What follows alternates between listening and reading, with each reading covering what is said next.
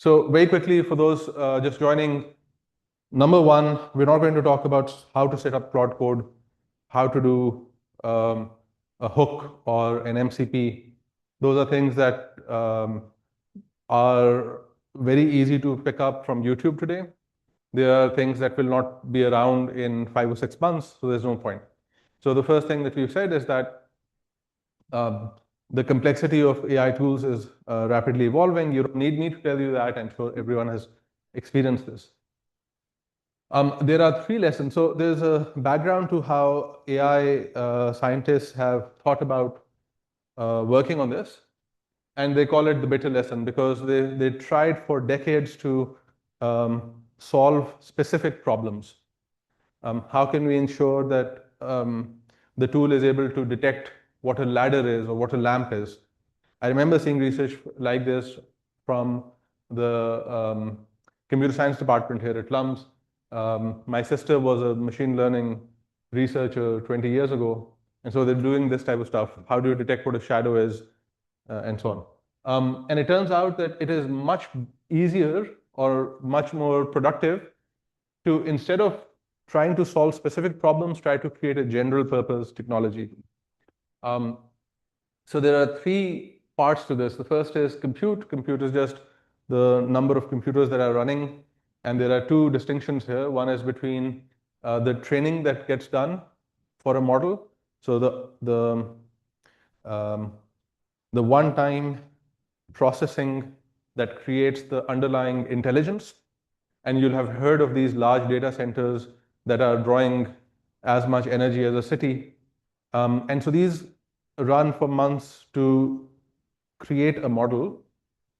And then that's it. So the models that we're using today got trained in 2025. They are not up to date. The reason that they feel up to date to us is that they have access to the internet and they can search before they answer us. Now, you'd think, well, that doesn't sound great because the world is changing. But think about it. In very many significant ways, the world is not changing much. Right? I last lectured here about 4 years ago, and I see almost no change in this room, right? So, no, I mean that in all seriousness. If you had created a model of how to lecture in this room, those things would apply. So how much light do we have? Can I hand out material to you? How large the screen is? So the world is in very in some profound ways quite static, which is why a model trained on how the world worked in 2025 is able to work well.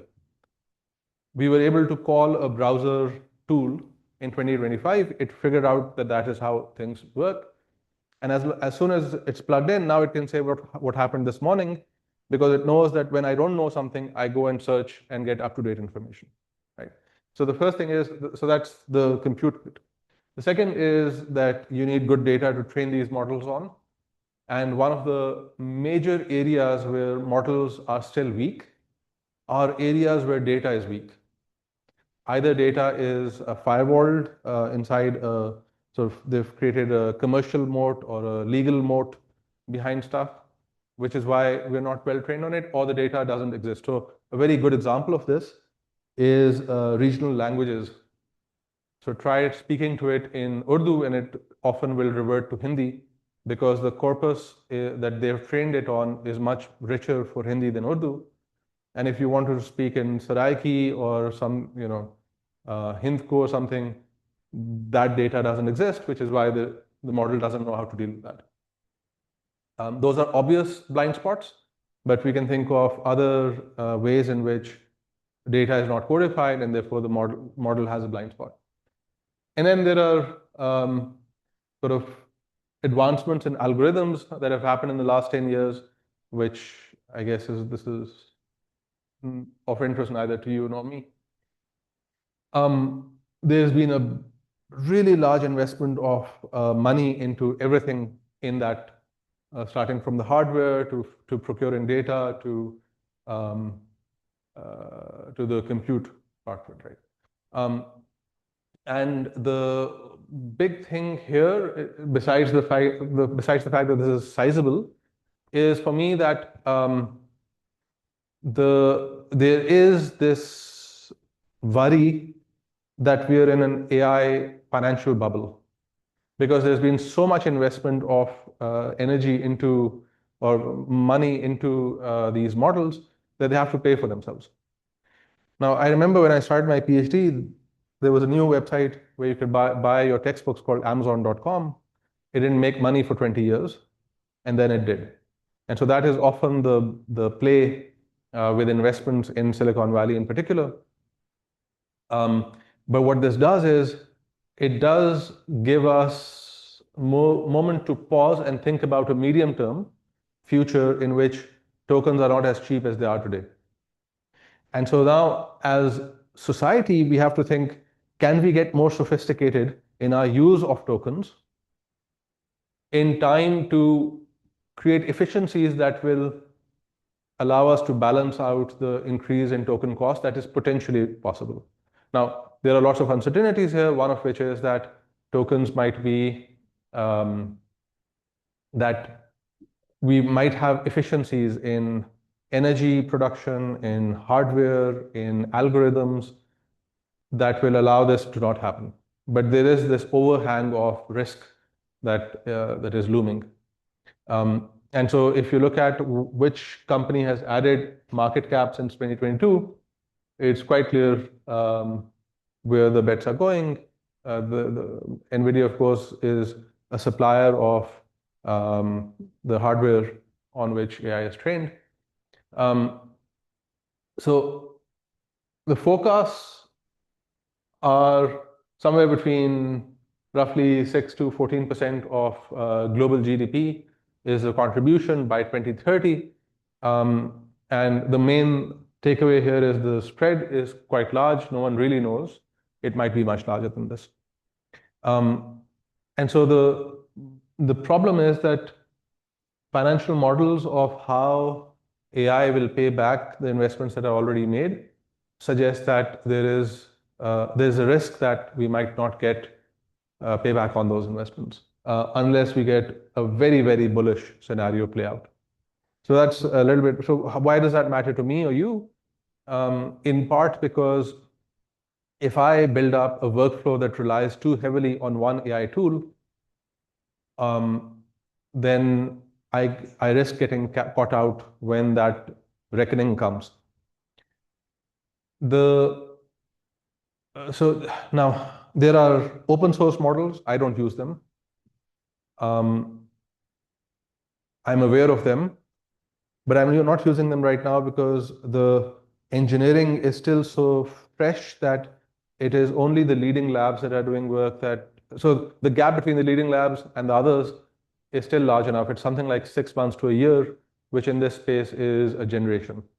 But eventually I expect that we'll all shift away from these tools towards the others. And a lot of why I'm sort of learning these tools, why I have learned these tools is because we at the Data Lab have been trying to build a website for the last 2 or 3 years now that keeps failing because our computer scientists haven't been able to deliver. The computer science team that we set up, we can't afford the sort of commercial vendors, and RAs out of the CS department are still young and not professional enough to execute on. So the bet that we're making at the lab is that we can use these tools to get credible data out and deliver the work that we're trying to deliver. We're seeing very good progress over the last 3 months in particular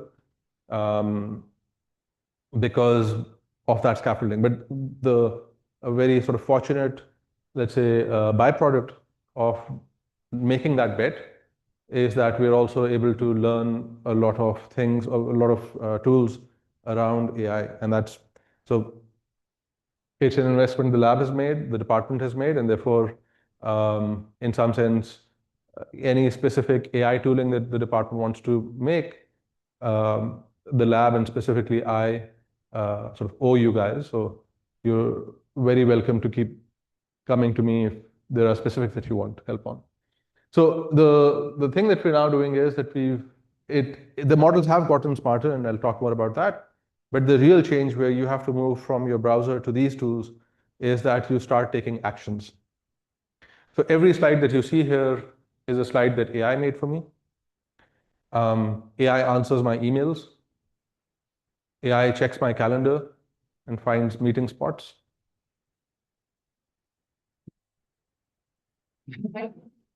It's because even AI मेरा कुछ नहीं बिगाड़ सका. Um, so now the unit of work has changed from the message that we've been getting from these chat windows to the project that we're doing, right?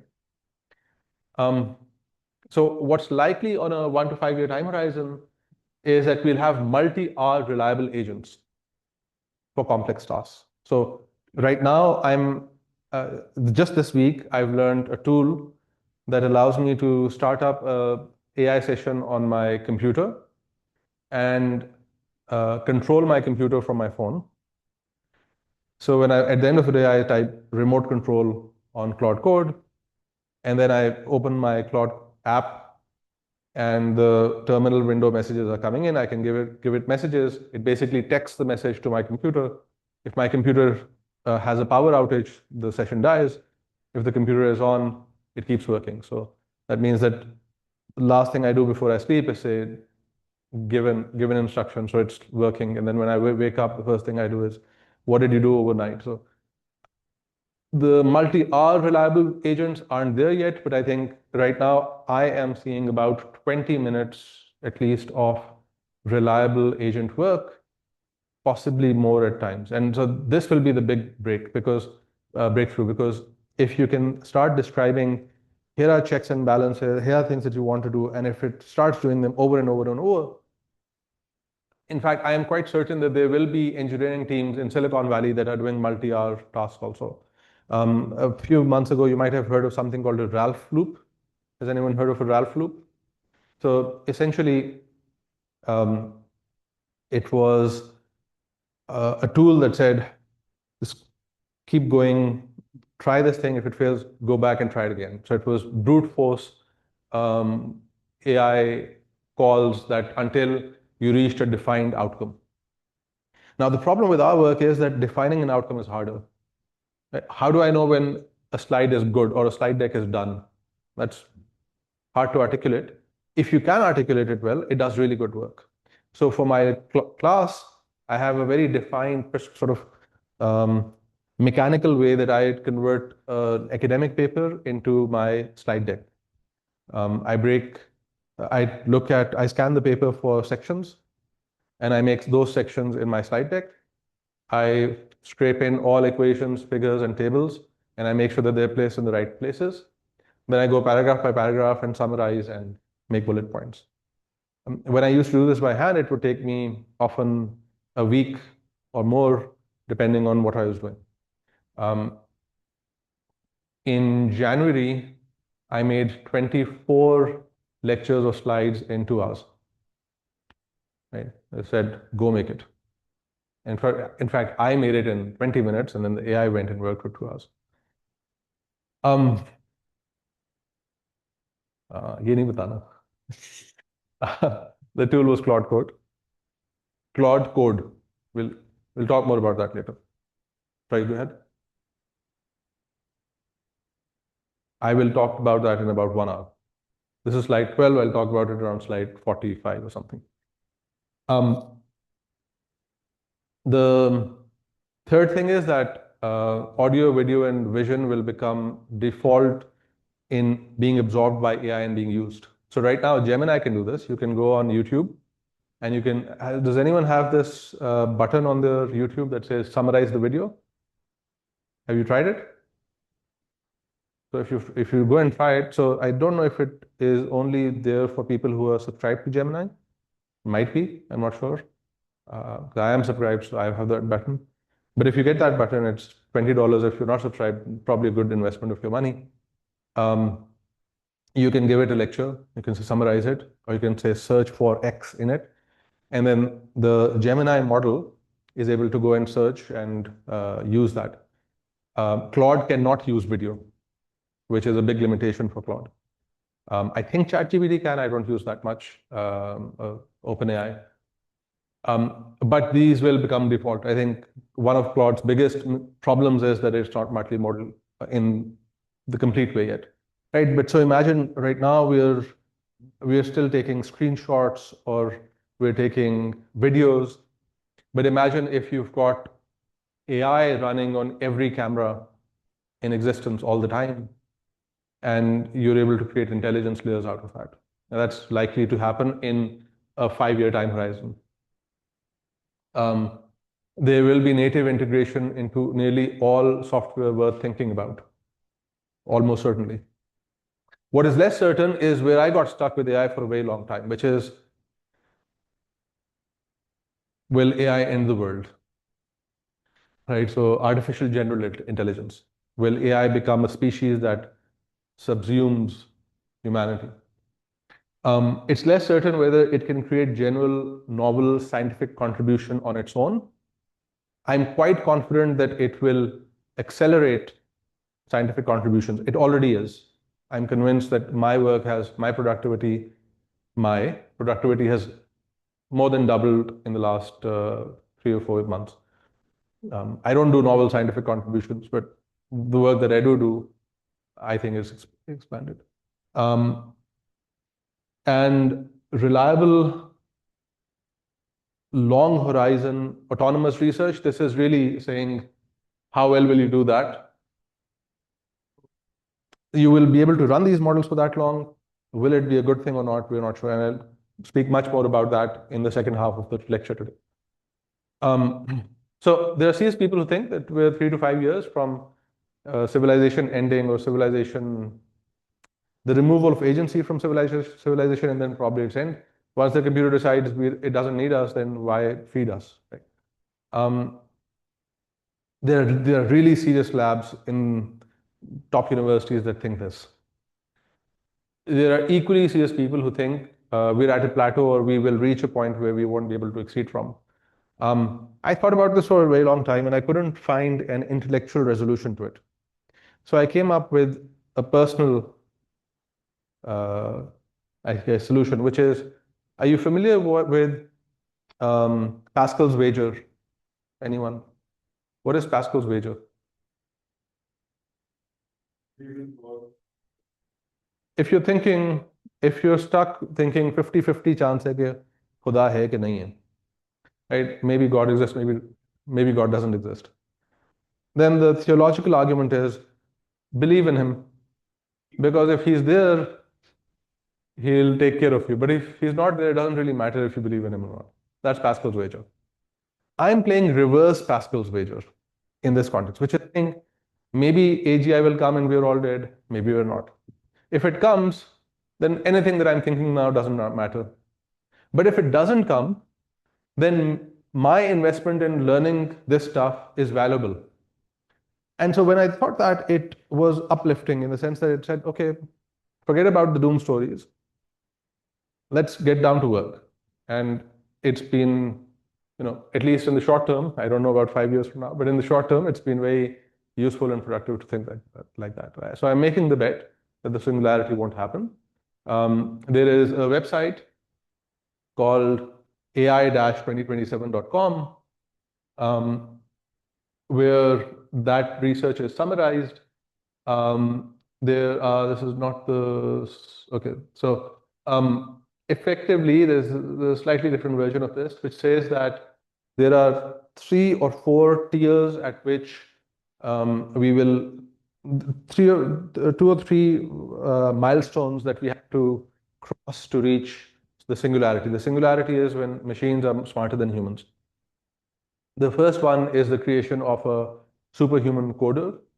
The second one is, I think it's called artificial superintelligence, and the third one is artificial general intelligence. The differences are minor. And depending on who you believe, there are people out there. There were very smart people like Sam Altman, the founder of OpenAI, saying we will reach artificial general intelligence in 2026. That didn't happen or hasn't happened. It's unlikely that it'll happen this year. Boris Cherny, who is the founder of Claude Code, and he's my age and he's an econ major. I was thinking, yeah, मैंने क्या किया, right? But he pivoted early in his career to computer science, and he's sort of one of the smartest people in the space. Claims regularly now that coding is solved. Coding is not something that humans need to do anymore. And the claim that many companies are making is that no one has touched code manually for ages. There are also insiders in Silicon Valley saying this is rubbish, and they're saying it because they need the next investment. I don't know who to believe, but at least one group says we are close to a superhuman coder. And clearly, like, I have vibe coded a phone app, right? I'm sure some of you might have. I know Adil Tariq has done one. You just tell it, make me an app, and it'll make you something. Whether that something is an interim step to reaching artificial general intelligence, or whether we are going to get close but never really get there, your guess is as good as mine. Let's get this. But what does this mean for us? So before I go on, let me pause and ask any questions. Okay. So, sorry. Yes. When you know the AGI API, what is the criteria? You know. Think about it. What is my or your use in the system? I don't do manual work. I don't know about you, right? All I do is think and talk and write. If the machine can detect, not look, but detect, sense, and it can process, and it can write or speak, I'm not needed anymore. When the system doesn't need me anymore, presumably it'll tell me, right? So you can imagine a collapse of salaries for white collar work. You can imagine institutions like universities becoming obsolete. That is literally the conversation. Like I said, I'm making the bet that that's not going to happen, and I'm also convinced that it's not useful for me to think about it. ज़्यादा परेशान नहीं होना चाहिए life में. I mean, there are things I can do, there are things I can't do. If global warming comes and glaciers melt and Pakistan doesn't have any water anymore, मैं क्या कर लूँगा? But maybe I can create water use efficiency on my farm. Right. So that's my life philosophy. So what does it mean for us as academics? And again, I'm thinking on a 3 to 5 year horizon. I'm fairly certain the AGI will not happen in that time, and I am making the bet that it will never happen in my lifetime. I don't know, but the first is that manual literature search is obsolete. I don't know if you believe this, but I don't remember the last time I manually searched for the literature. A few years ago, about 2022, I thought I had literature search down to an art, finally, in my life, which was I would first go and find 3 or 4 good papers. Then I would manually list down the references there. Then I would go on Google Scholar and find those people and who's citing them, and then snowball a long list. Then I'd go and read abstracts, then I'd write it up. I've sort of advised very good S projects that did in retrospect, very mechanical work, right? That mechanical, anything that you're doing mechanically is dead. I'm pretty convinced of that. And so manual literature search is dead. The first pass on code is dead. Boilerplate writing, like writing, I had my house help got arrested, and for something it was his fault. So I got worried. I said, अच्छा इसको आप थाने में register कराते हैं बंदे को. So I told AI, write me a थाने की registry letter. It knew what to write. I didn't have to do that. So I don't have to do that type of writing anymore. And it says some descriptive empirics, but a lot of descriptive empirics is potentially solved. As of today, it is not solved on Claude in your browser. I have solved it about 30% or 50%. And I'm pretty sure that there are smart people in the world who've completely solved descriptive empirics reliably every single time, because of how you set up the more complex AI system. What is preserved is reading hard texts slowly, and I'll explain why later, or specifying problems with precision. What is preserved is original framing of problems. Right now, recognizing good output is preserved. You can find material that looks very good, but you figure out as an expert this is uh, ridiculous. What is preserved is when you're teaching and your student is lagging, you being able to figure out what to do next. That is preserved. Writing with a clear voice, especially at a time when AI, and I'm sure that you will find text in this slide deck, which is clearly AI also. Like, when you see that, right? Because it's like X, not Y, right? That type of writing. Disciplinary judgment, knowing what matters to my discipline still matters, because there is a higher order level of concept around what makes a good economist that isn't really easy for the machine to scrape from reading many texts. And knowing what infrastructure exists in AI is important, and sustained attention to a problem. This is my Achilles heel in life, sustained attention to a problem. I have the attention of a goldfish. In fact, I have goldfish, unki bhi attention मेरे से. And it actually becomes very hard to discipline yourself today because it's so easy to get greedy with AI, right? It's like, ye bhi kar do, ye bhi kar do, ye bhi kar do, ye bhi kar do, ye bhi kar do. So at one point, I had like 50 open conversations, literally.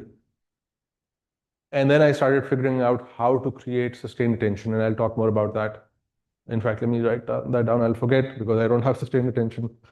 The manual research, so you place it by just asking for references in a particular area.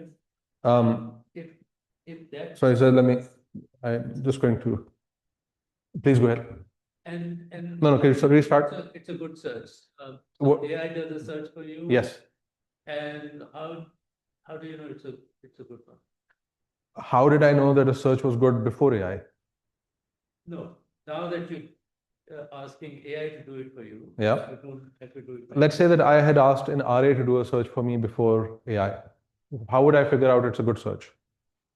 That's what I'm asking. That where is the reliability? I know the RA, I know his past work, I know his performance generally. So that's built over a period of time. So the first time you do it. Let me collapse that. How did you figure out he was a good RA in the first place? And he's worked with me for a period of time. And so the first time he gave you output, you saw it, and you assessed that output. You must have used it must have been intuitive because you can glance and know it's good work, but there was something your brain was doing. It was looking at the output, it was comparing against what you knew, and was assessing how many mistakes has this person made? Has he missed something important? Are there errors of omission or commission? And that process you can use at any point. So I will have AI do a search for me. The way I do it, maybe I'm definitely not as careful as you are and many of you in this room. But what I would do is I would take the output, I would scan it, I would take random items from it, I would do the cross-check myself, and I do it more carefully at first.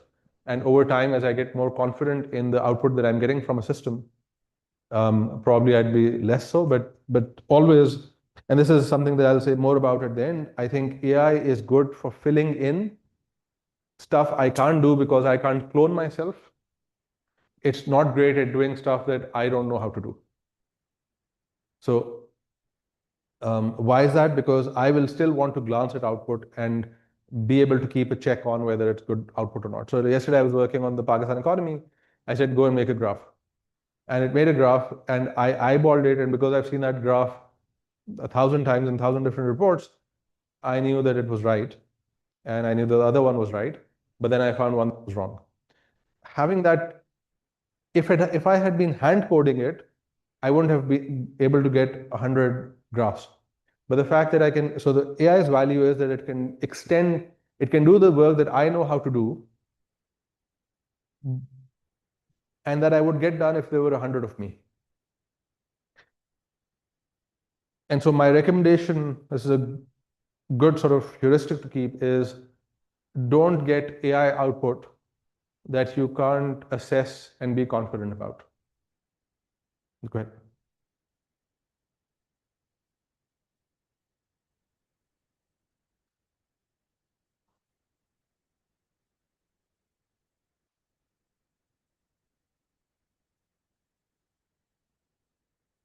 Yes.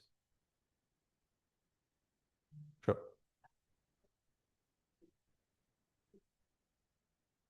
Then you train it to write. Yeah. You mentioned thoughtful. Yeah. You train it to write your way. Okay. It has given enough instead. Yeah. You know, give you a report about psychology Uh-huh. that would Mm-hmm. if that- Partially. if that- I don't know, what is that? I mean, I'm sleeping about 4 or 5 hours on average since November. So per night. So it takes a lot of effort right now. Let me make a point to come back to some of this, which is data specifically. I think that I often wonder why I'm wasting my effort doing this, because I expect that anything that I can create over days and over months of training right now will be in your hands to use in 6 months, maybe a year at most, because nothing that I'm doing is stuff that they can't train the model on if they know what to do. But let me make 1 or 2 points, and then perhaps we can hold some of the discussion for later. So manual search, you asked if I can train it on my voice. This is something about giving it the correct prompt or context. A quick way to get good voice is to take a sample of good writing you have done in the past and copy paste it in and say, use this voice. And it'll do pretty well. It won't be as good as you. And I think that right now, where humans can add value is complexity and nuance and taste. And you should not farm out that to AI for another reason also, which is that we as humans have to find productive ways to use AI that also preserve our thinking. In fact, grows our thinking. So that's actually a layer I haven't built into this. I'm happy to do a follow-up conversation around that later. I'm thinking about how, so if I'm using it the way my students use it, जाके ये कर दो, then I'm going to attrit over time. And so I need to think, how do people learn? How do I as a human learn? What are good learning habits and practices? I want to train the machine to train me. So the machine should know, for example, recall, right? You want it to be able to surface stuff that was new to you yesterday and talk about it today. And that sort of solidifies the thing in your head. Chunking, you don't want it to throw too much at you at once. You're not going to absorb it. So make chunks. So there's more to that. But on data, I think the answer is actually, if you'll bring me back to this right at the end of the conversation, I can get more specific. This is something I'm working on right now. I'm getting very good results on it. and I can share how I'm doing it.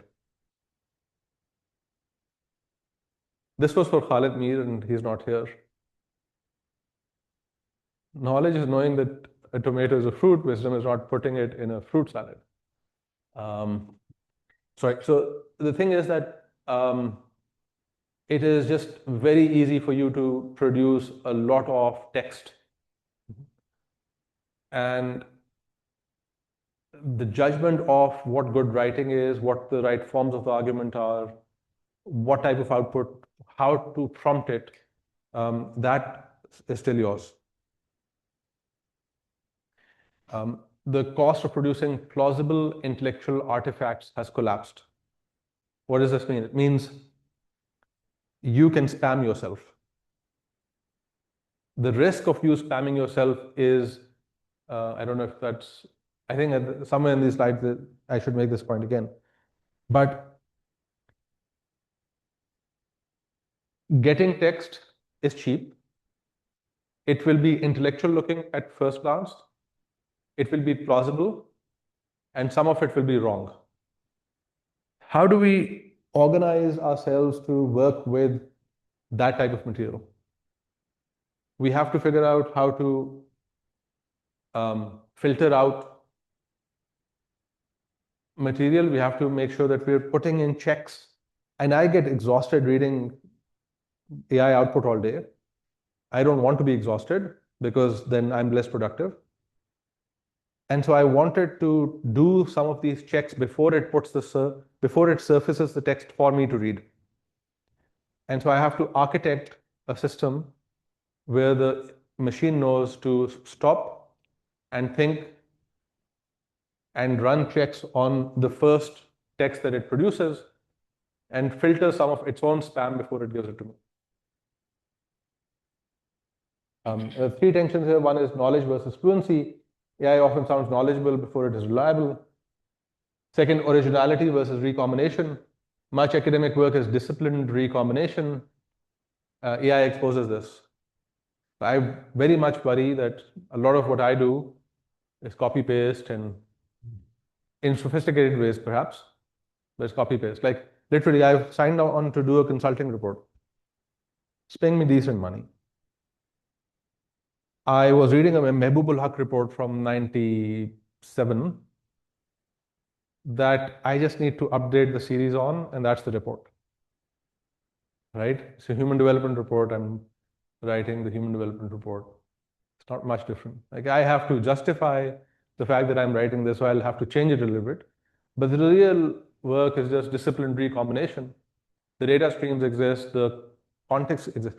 But this is also why it's so exciting, because think about it this way.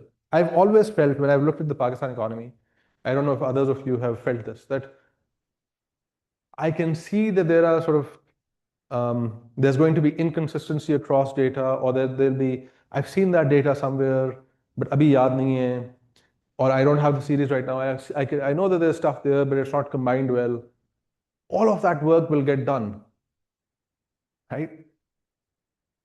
It'll become harder to, I don't know if it'll become harder, but if the forces opposing societal change and economic reform don't improve arguments, I know how to rebut them now, and I've got the tools to rebut them, and I will go around in short order doing it. Now, there's an arms race, they'll figure out ways to become more sophisticated also. But if all you have to do, like for example, the government publishes the provincial budget every year. The provincial budget and often they'll publish it as scanned copies of printed PDFs. And they do it on purpose because they don't want you to use it. They have the CSV, but they don't put it up. They'll take a printout and they'll scan. And now, until a couple of years ago, that was really hard to solve. Right now, they should be sweating because I can go and download it and I can use it, right? All of it works. Now, that data is sufficient to show that Lahore has 4 or 5 times the per capita spending of government resources than Bahawalpur. and Bahawalpur has the worst human development report index. So when you surface this and you ask the question, how do they justify it?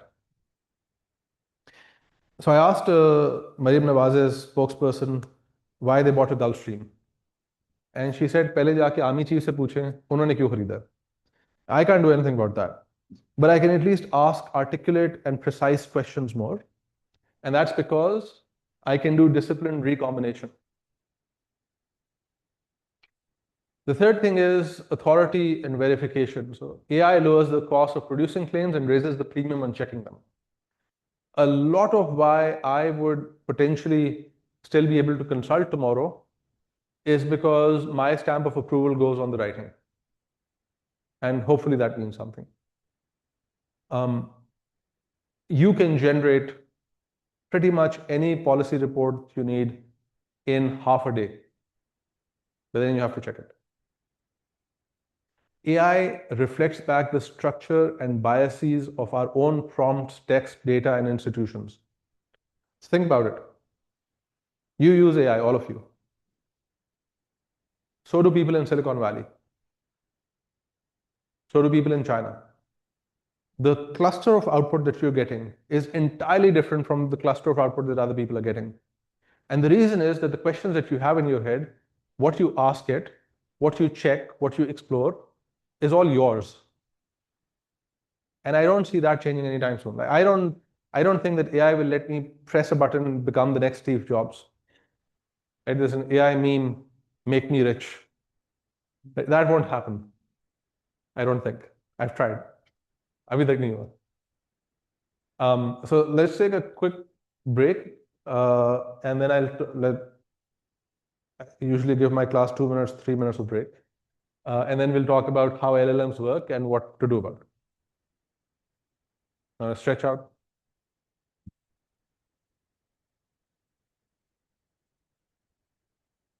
Yep.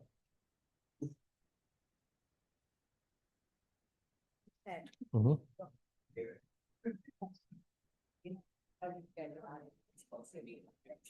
Mhm. But if, say, I'm not going to buy my plane, tomorrow I want to, I have it first. Yep. The other question, yeah, put later, that I need, I can not get back. Yep. But how the liability coming, or is it still a learning curve and it's for me to judge its reliability on a topic or something like that? Not nice. You have a sense of the reliability in your domain. What do you think of it? How reliable would you say it is out of 100?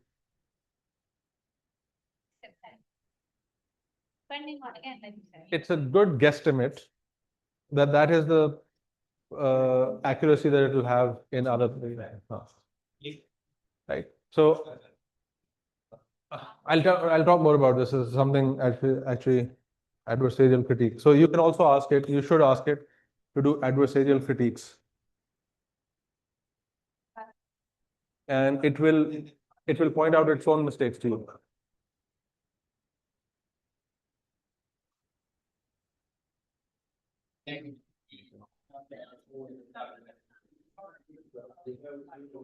Yep.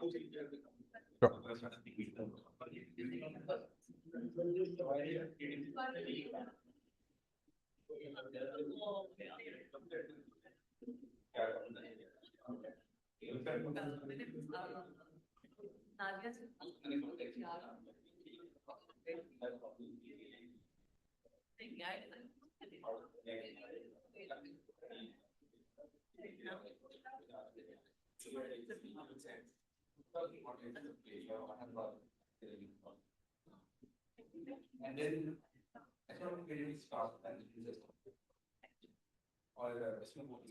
ये तो क्या work with one AI or I am using 4 or 5. लेकिन the one I use most is one. Ji. Sir, like I said, मैं क्योंकि data lab में काम कर रहा हूँ, तो हमने उसके लिए लिया हुआ है. And the marginal value of, so the marginal cost is not as high as the marginal value we can get out of it. For the average user, I'd say एक से आपको 85 से 90% काम एक कर देगा, कोई एक कर लेगा. Then the rest are filling the gaps. The last 10-15% is filling the gaps. I think if I was paying out of pocket, getting a $20 version and using that until I grow out of it, is probably the way I would suggest you do it. So Claude ले लें या Chat GPT ले लें, इन दोनों में से एक ले लें और $20 वाली version. $20. So And use that. So what we use is the free version, and then he will upgrade it, $20. Ji, actually, I'll make a point to talk about this practically at the end.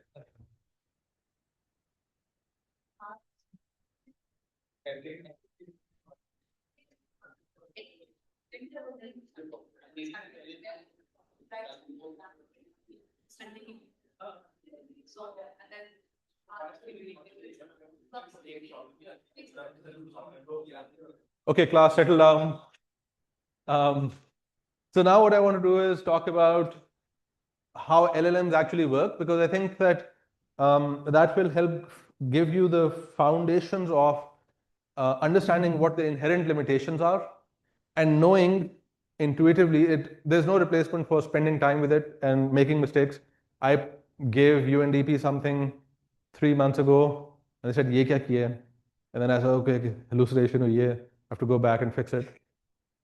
You learn that way. It was a internal report, so I didn't put my name on it yet, but right.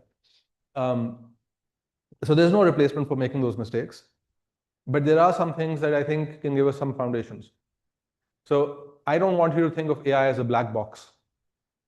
I want you to think of it as an engineered tool with pros and cons, and I want to give you some sense of how it works under the hood, so you can use that. So there are 5 stages. There is tokenization, embeddings, transformer, probabilities, and sampling.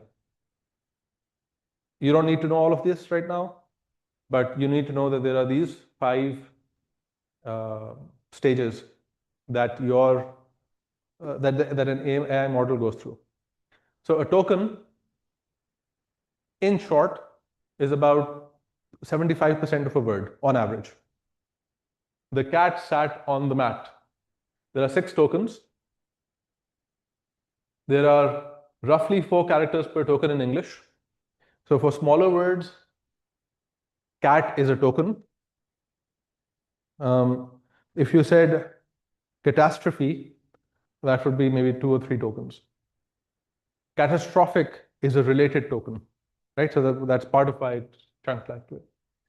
Common words are typically 1 token, and rare words will be several. Even if it's a short, rare word, it will probably have several tokens. Code, numbers, and foreign scripts will have many more tokens. And you don't need to know this in your daily life, but it's good to have this foundation and you will often see in your usage tokens use ho rahe hain. What does that mean? It's saying tokens is the number of words in the session. That includes what you are saying to it. The more stuff that you feed it, the more tokens are getting used, and the more output you take from it, right? So tokens are, if you want to simplify, tokens are a fraction of a word, and token usage is word usage. Okay? Then embeddings is the machine understanding how to create relational layers around words.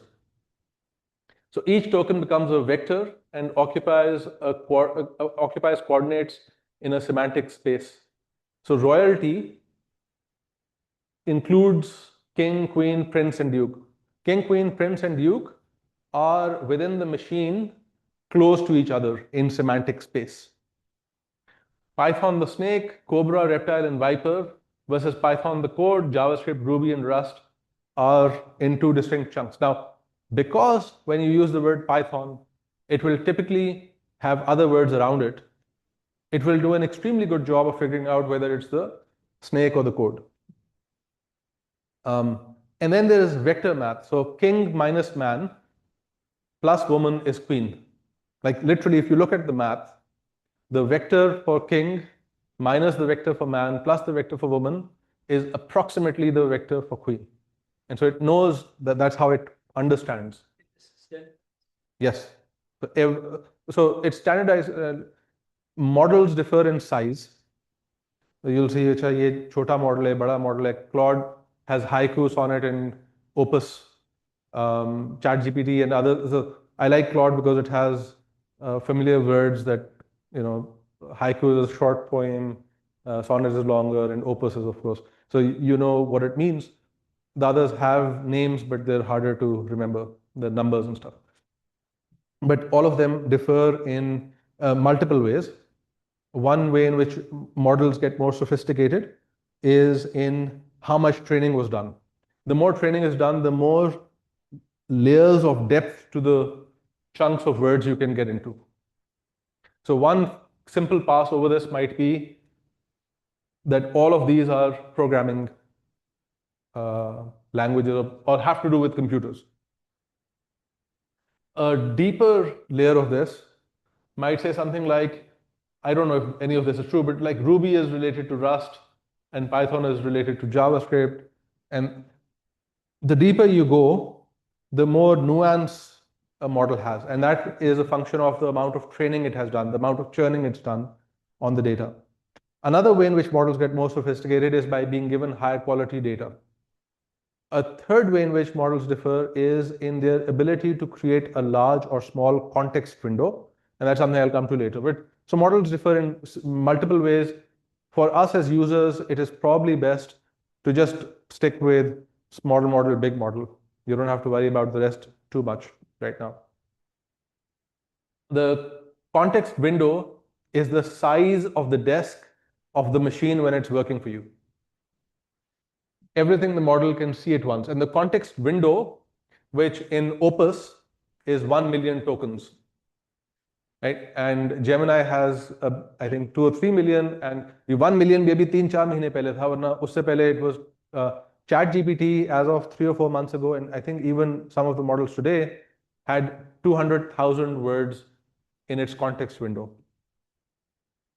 And there are some experimental models now with 12 million, a context window of 12 million. What that means is how much material can it think about at one time? Just like us humans, right? When I'm teaching my law and economics class, I'm not thinking about corruption and vice versa. I can only hold stuff that's in my head. I can only hold some of it in my working memory at a given time. I think it's something like 3 or 4 concepts at a time. Similarly, the machine has a context window of stuff that it can work with at a given time. And this includes, at one time, everything in the instructions. There are instructions that are hidden from us. For example, early models were very good at suggesting that you commit suicide. And then they had to be made less good in that way, right? The AGI will come anyway, so why live? Just kill yourself now. They would sort of be impolite more and so on. And so there are some prompts that are injected into every session that you run because the company says, "Yaar, baaz aa jao, ye nahi karna," right? But that's not relevant to us. The instructions we give it, the documents we feed it, the conversation we've had so far, and the model's own output to us in the conversation are all filling up the context window. And so the context window is everything that's in front of us. So it is not a measure of model intelligence alone, because how well trained the model is and other things matter to capability. But so when you think about it, to give you a concrete frame for what tokens are, remember a token is about 0.75 of word. So 200K tokens is about one book. 1 million tokens, which is what Opus is and what many common models, like the paid version typically has these. A 1 million context window token is able to work with text equivalent to 5 to 10 books. And 12 million would be a small library, like, I don't know, my office library, my study library at home, a few things. They have access to that many books Or No, access, no, it's not access. Access it has to everything because it's got either it's been trained on it in the past or it can search for it. This means what is it paying attention to when it's talking to you? So to talk to you and to make so the brain or the engine, which is the model, is the same whether it's responding to you on the economy or to Fahad about buying a new phone or to Aisha asking about medical advice or whoever else. It's the same engine. The reason that the answers are different for all of us is because we have told it some things and it is responding in light of those things. The ability to hold some things in working memory when it's responding to us is the stuff in the context window. Okay. So this is extremely important because you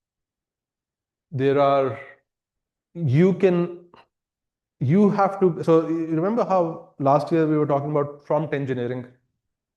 Does anyone know any good tips for prompts? How should you prompt? Anyone? Give us some background, be specific. Prompt engineering is so 2025 now. And the reason is that we are restricting ourselves to thinking about this. But the machine in actuality doesn't make a distinction between this or this or this or this. So what we want to do now is you want to do context engineering. You have to be the curator, the gardener for the conversation. You have to ensure that it's going in the right way. उजाला ये फटेगा तो नहीं? That's fine. बंद कर दें. We don't want के दो तीन शहीद हो जाएं. Yeah, I can just. So what a bigger window gets you first is you can make it look at multiple things at one time and know what to get. So you feed it a World Bank 300, 200-page document, which has stuff on exports and investments and what have you. You ask it a question and the material is on page 157. It doesn't need to be guided there. It will get it for you quickly. A larger desk means it has equal access to all of that. It also means that because there's more stuff here, it can work for longer before it tires. A model will tire for reasons I'll explain. So longer agentic runs before forgetting. And it can do cross-document reasoning. The catch is that bigger window is not better recall, and I'll explain that in a second. So the first thing, before I go on, you really want to internalize maybe the best thing and the most important thing I can teach you in all of today is the context window. This is fundamental to how you engage with AI and for you to learn how to predict or to reliably be able to figure out, इसने मुझे अच्छा result क्यों दिया है, इसने मुझे बुरा result क्यों दिया है. The quality of your output is inherently tied to the context window. The rest is detailed. And so let me explain a few of these things within the context window. But everything that I'm going to talk about now is with the idea that your context window is a desk which has your instructions and the documents you've given it and any documents you've told it to bring onto the table and everything that you've said so far and everything it has said to you so far. And every next turn it takes at thinking will take all of this as being in front of it.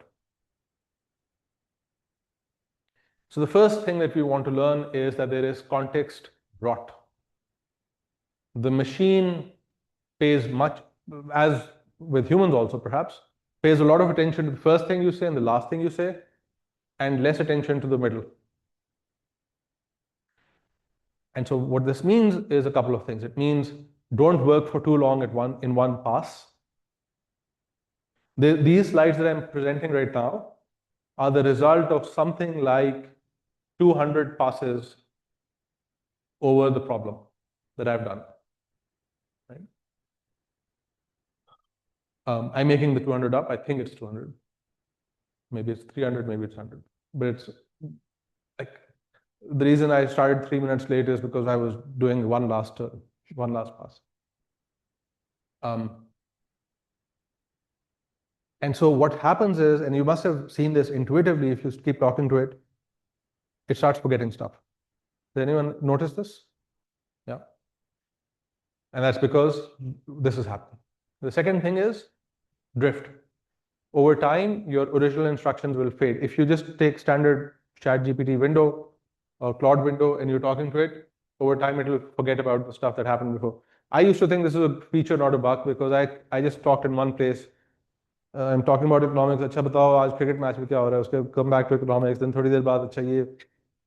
But actually, what I didn't realize is that somewhere in there, it was picking all of this up. So one of the early things I noticed was I would be talking to it about goldfish. I have aquariums at home, so I would be talking about goldfish.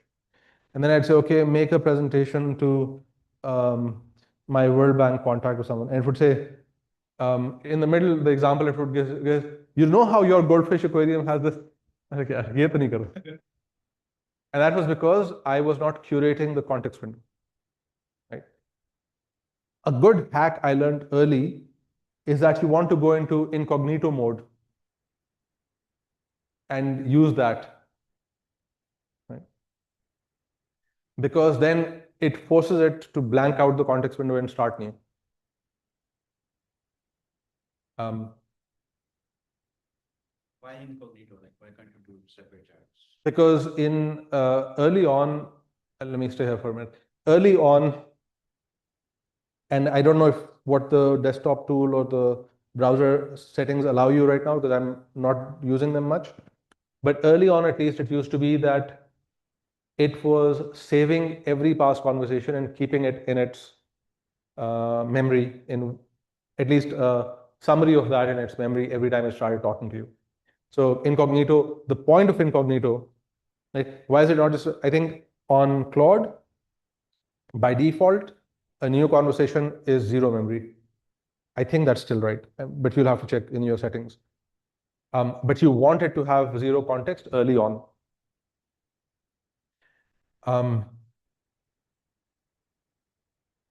Okay, so we've talked about this.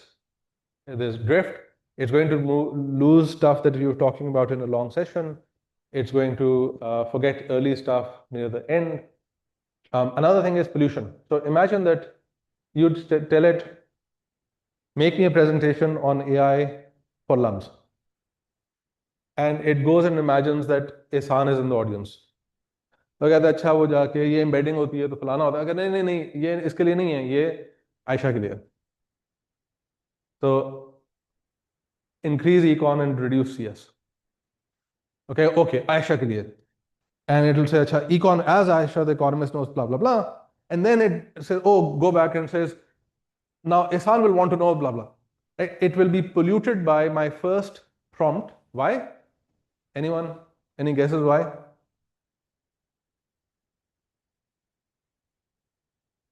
Because it has the conversation so far.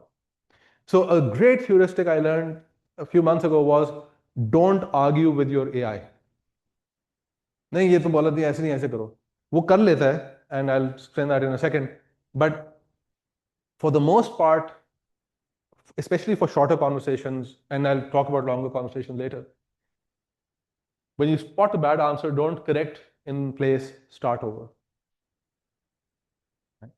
There are ways for you to reverse the conversation in some tools but not all tools but you want to be dead sure that if there's a grave wrong turn taken, that the next turn does not have the turn in memory when it's answering you. Go ahead. Yes.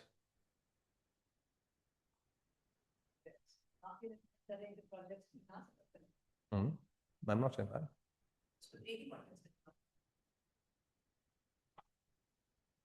So I don't use that version. It's if I don't know how the desktop app works, or even the browser works very well. I can talk to you about terminal much more. I'll talk more about terminal in a second. You want to ensure that that it has access to your files, but that you want it to have the documents. If what the project is just doing is, you can ask your Claude to answer this question. Is a project including just the documents or also conversations so far? If it's including conversations, you don't want it.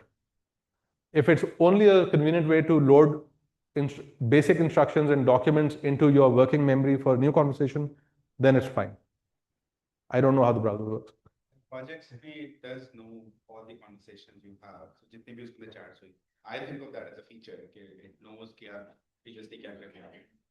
Well, Yeah. yeah, but then it will cite your goldfish on a presentation, right? So it's That is about specific goldfish. and exactly, that's right. So how you use it is something. Now, you don't want to. So if I say actually that's wrong, X is Y. The model says you're right. My apologies. Let me reconsider.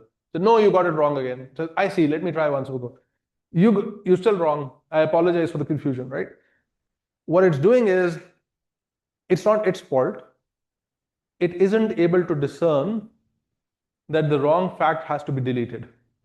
It's saying, okay, bag of words, and I'll explain this. Well, this is not 100% true, because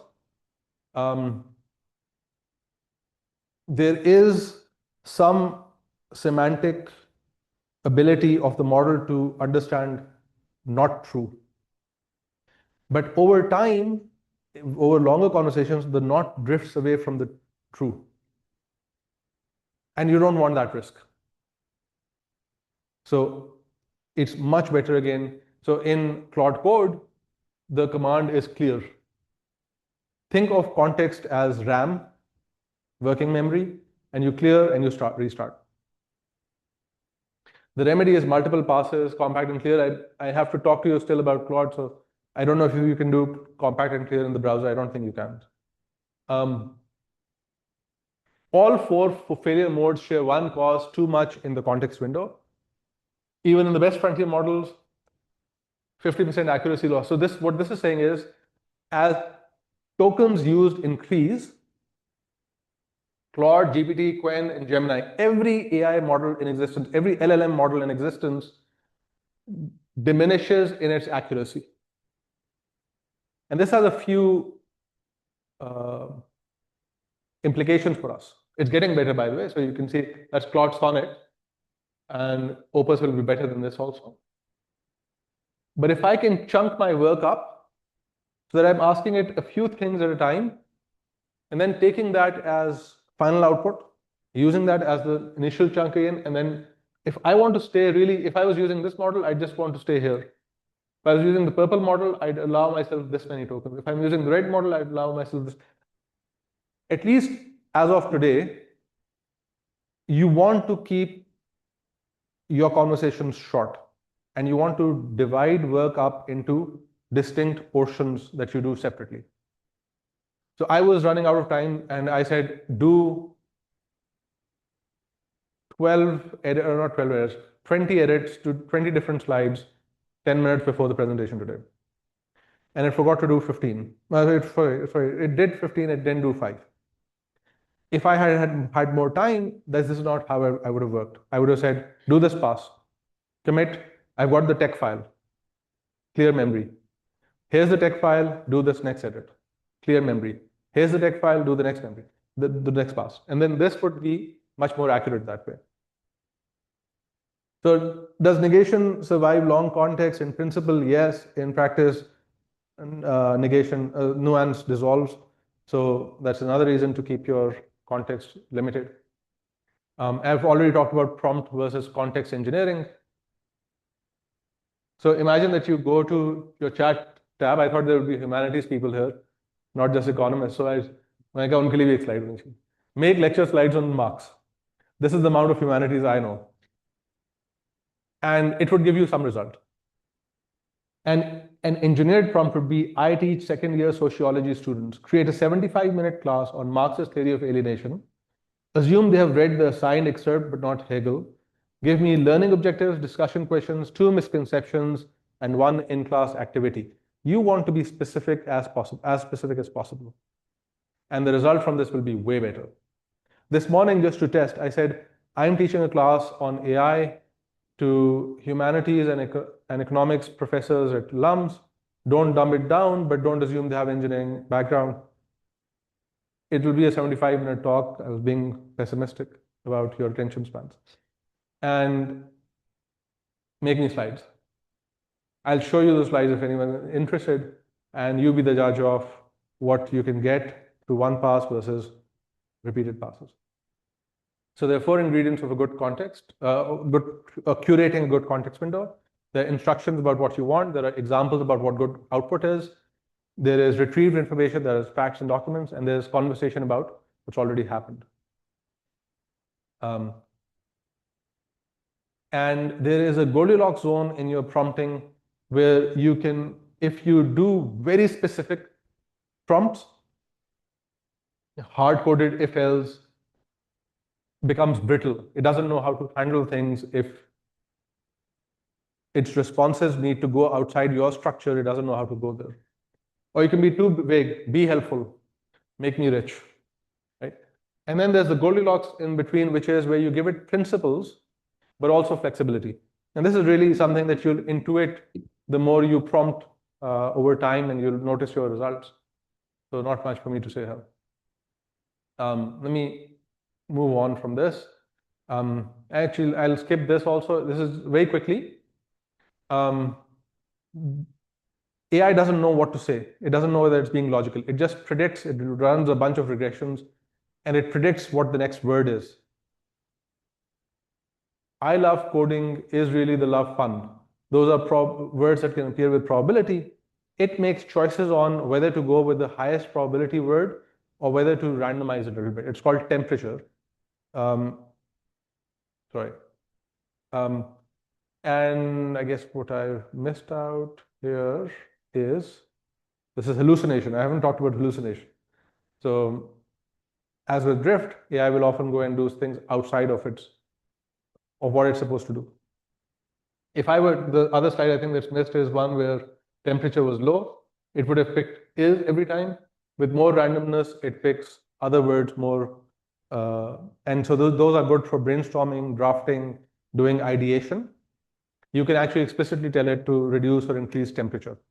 I don't do any of that. I don't think that's useful relative to what I'm going to get to now. So another break? Ji. Because the most probabilistic, if a word is right 30% of the time, and that's the highest probability, you don't want to have it surface every single time. You want, exactly, right? So I'm going to now move to the most practical part of it. Are you ready, or you want to take another breather? Ji. What be बोला? Yes.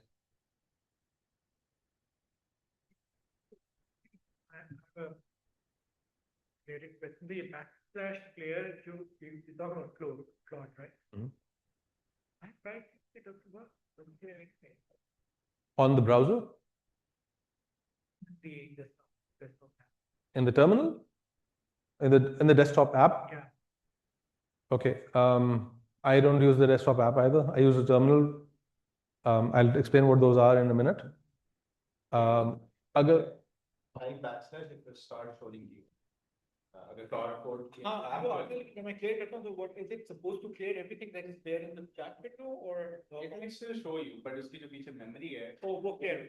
Achha, I'm very happy to sit with each and every one of you and think through what that is with you.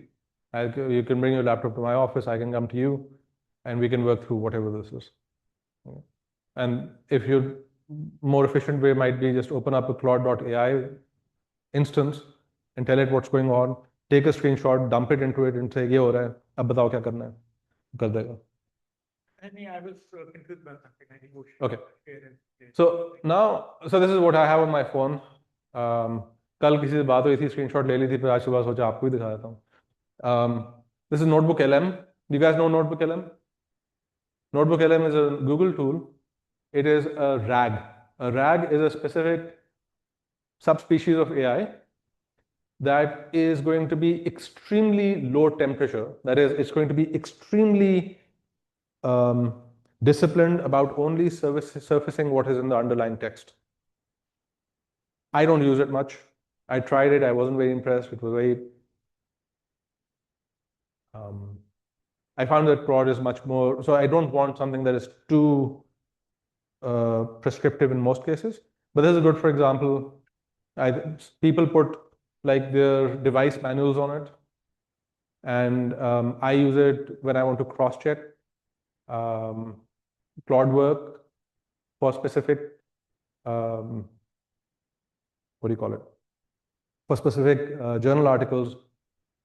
It's good if you want to get specific answers and you want to pull those in. Gemini, ChatGPT, and Claude are the three biggest AI providers in the Western Hemisphere.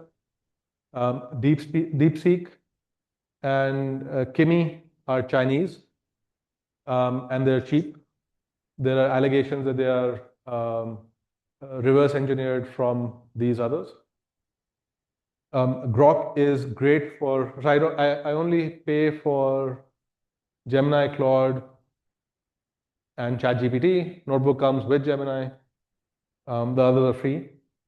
Grok is good for asking what's going on Twitter. Perplexity, because it's owned by them. Perplexity is good for a replacement for Googling some stuff. You want to ask a question, instead of asking Google, ask Perplexity.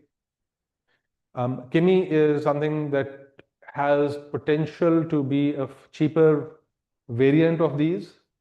So I'm just starting to explore it. And Mistral is a French system that is also close to these. So the ChatGPT, Gemini, and Claude are your three leading, they're called frontier models. DeepSeek and Kimi are the Chinese clones or whatever. And these are special use case models. So for me, I'll use Claude about 90% of the time, 80% of the time. I will throw answers from one model to another model regularly. And I'll just use whatever is free randomly when I throw away stuff that I want to use. My phone पे वो किसी ने कोई बेटे ने सवाल पूछ लिया, I might ask DeepSeek, just to stay abreast. I think I saw क्या उसका नाम है जो Google का Eric Schmidt नाम है उसका जो executive होता था retired. He had an interview that said last year China was a year behind us. This year they're 6 months behind us. And in some cases they've caught up. So it's also just keeping tabs on what's going on. Sorry. Go ahead. Isn't it better if हम एक ही platform use करें ताकि it has all your content? No. I want to go to that. I'm going to skip some of this and इस पे मैं वापस बाद में आता हूँ. I don't know if I have that slide here. Yes, I do. So let me talk about this and I'll jump back a little bit. Most of you are on your Claude.ai chat window, right? It's free, it's familiar, there's no file editing, and there's only one task at a time. And so when you want Claude to change your files, not just discuss them, it's time to move on from Claude.ai. When I started, basically my computer at home, I was on sabbatical, I was working from home. My computer was old enough that it didn't support co-work and stuff. And so I jumped straight to terminal. And then it turns out the terminal, if you can spend 1 or 2 days of discomfort on terminal, it is way more powerful than the Interim 3. And so there's no point. And remote control I'll come to in a second. That's just how to control terminal. I would really like to see all of you using terminal instead of any of these. These are like, the only reason to use this is because you don't want 1 day of discomfort. But I'll explain what each of them do. Anyone here using co-work? See 2 people. So what co-work is a desktop app It'll be a familiar interface, it reads your local files, and it returns finished work. The con is it can't run code, there is no version control, and there is less manual control. So when you need to do regressions, for example, or when you need to scrape data from the internet, probably want to move on from cowork. You probably can't see that, the other screens are to read. You can also do Claude code on the browser. And this is basically then, instead of working on your computer, sending the material to the cloud, it has phone access, that's great, but it requires GitHub, which is another thing you have to learn. And I don't think that's a great thing to use. The third is your desktop app. It's local, it's friendly, but it lacks plan mode. Plan mode is gold. And if for no other reason you want to invest the one day in getting onto the terminal, because we want to talk about plan mode in a second. And it's slower. So why would you do that? So I want you all to get onto the full powered version, which is on your terminal. Now, what does that look like? And actually, do I have? Yes, I do. So why does that? So in your chat window, it says, how can I help you? It's empty. You type your message. Maybe you can attach a file. Claude Code, you've got stuff loaded in the background. I need to jump around. So give me a minute. I thought I have something here that it didn't copy in. I'll explain that in a second myself.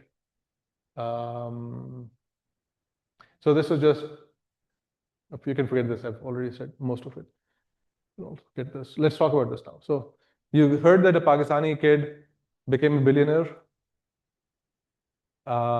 He basically took an open source software and made, essentially inserted AI into it. It's called Cursor. I paid $200 for it for the year in January, and now I don't use it, I don't recommend it. Because the open source version is much better. I don't regret it because the only way you learn and be on the cutting edge is if you make mistakes.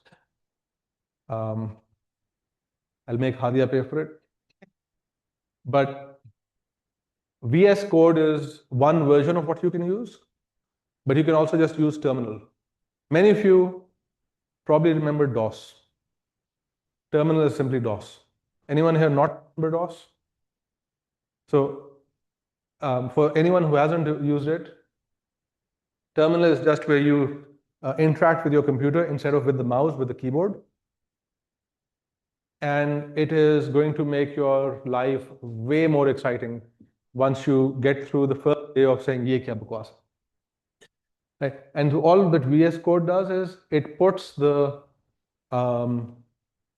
terminal in this thing here, and it puts your file directory here, and it puts interim results here.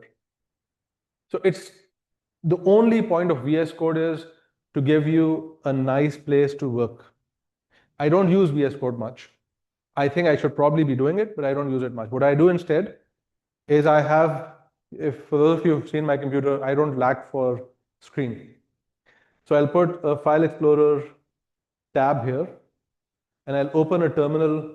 I've put a shortcut to run terminal. It's called PowerShell on Windows, I think. On my bottom के start icons वगैरह होते हैं. Right click, run. It'll open up. You can also set it so that in File Explorer, आप गए, you've got your file directory. You open a file, and you right click and you say run terminal. It will open a terminal in that folder. And then you run, इसके installing की वो है, ask your Claude.ai to tell you how to install Claude code in the terminal. It will walk you through every single step. I just typed, I don't know how to do npm flana damkana. Just do it, follow it, it will set it up for you. You run into a mistake, screenshot, throw it back to Claude.ai, say yaar ye ho gaya, batao kya karna hai. It will get to you, I promise it will get you to this point. And then when it says slash sort of drive, econ, research, whatever, ये आपका folder है.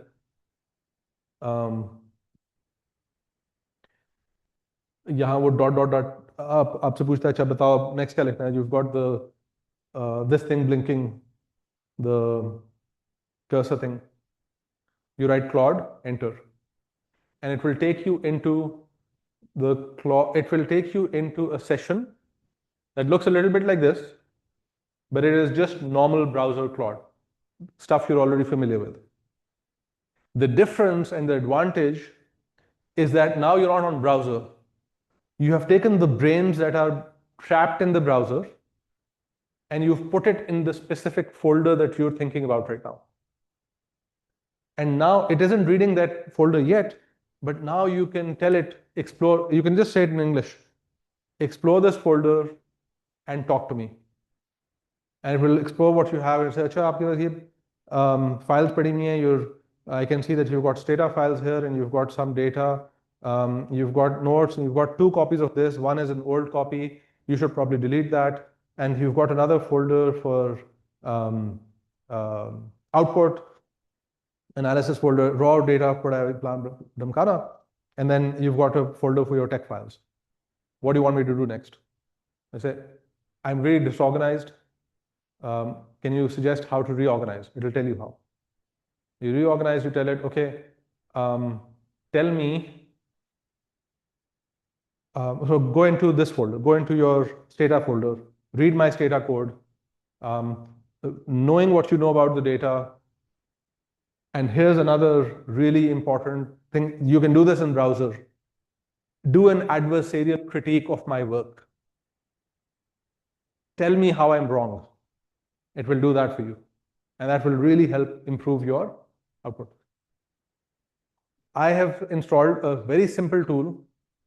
I can get it installed on everyone's computer today, I promise you, called WhisperFlow.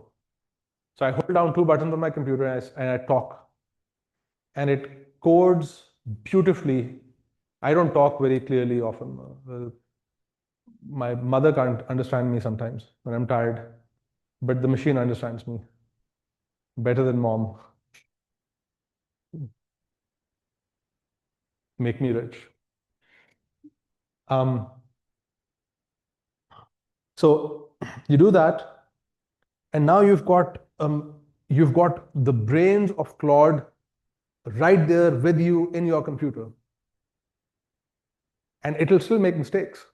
You have to be a little careful. But now you can say, okay, clean up my files.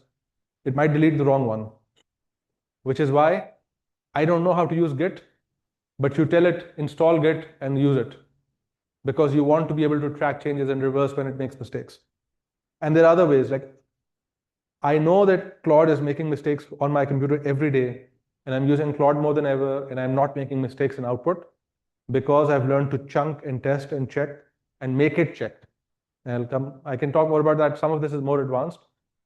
A lot of what I wanted to talk more about today is think big picture, think concepts, and just ask your browser. In fact, what I did for a very long time was, basically I'm on a group जिसके ऊपर मेरे batch के computer science के boys हैं, undergrad के, Hadiya my batch, एहसान काजीज batch. उस पे मैंने कहा यार अच्छा I am teaching A class on AI, तो क्या करूं? तो समवन सेड यार तुम इकॉन मेजर्स जो हो ना, तुम्हें बिल्कुल एआई यूज ही नहीं करना आता, तुम सारे ब्राउजर में बैठे रहते हो बच्चों की तरह. And I got upset. I said, "No, I should learn it at this level." So I went to AI and I said, "Take a profile of how I'm using you, compare it against the cutting edge, and tell me what to improve next." Of course, it's always there, Hadia. That is never turned off. Tell me how to get better. Tell me how to get better. Every single time I gave it a picture of who I am and what I'm doing, and I said, "Tell me the next step," and that's how I learned. So the reason that I'm not getting into the details of how to set VS Code up and what this does, I don't know some of this, but also the main reason is I could have done a demo here where I could have impressed you with talking to my laptop and telling it, and it'll make a folder and it'll do analysis. I've literally vibe coded an academic paper that I'll probably submit somewhere in 1 hour.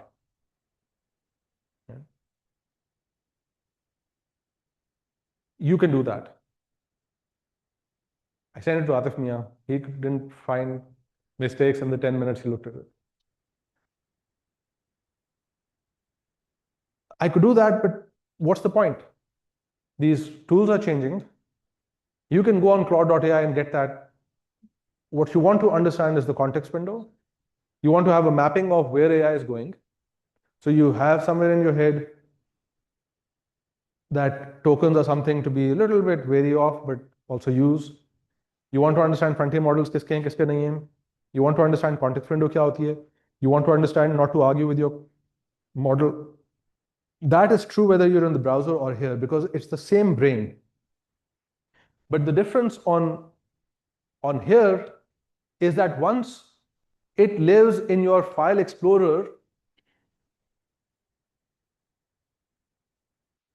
now this is your project on your desktop, on your browser app on steroids, right? Because it's got everything and you can switch it. So I've got, at one time, आप मेरे दफ्तर कभी आए तो अक्सर मेरे पास 5 या 6 terminals इस तरह के चल रहे होते हैं for every different project. मैं सुबह आके my aim is to give it enough new instructions कि वो मेरी जानना खाए next, like बच्चों की तरह ना, तो अच्छा जाके ये करो.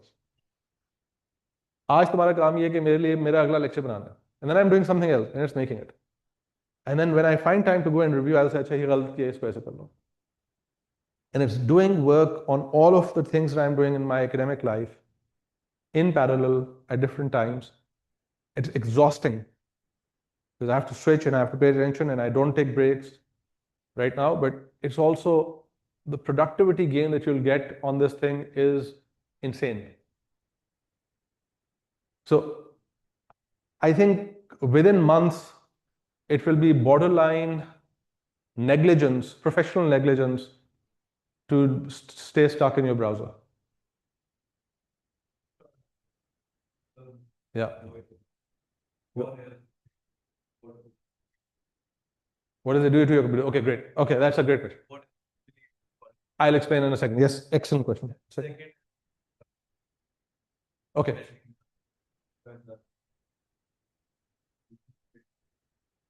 Those are two excellent questions. So data is something you have to figure out what to do about and how serious your data is. The data that I have, so I have some data that the Punjab government doesn't want to release right now. And I'm not going to willfully share it with anyone.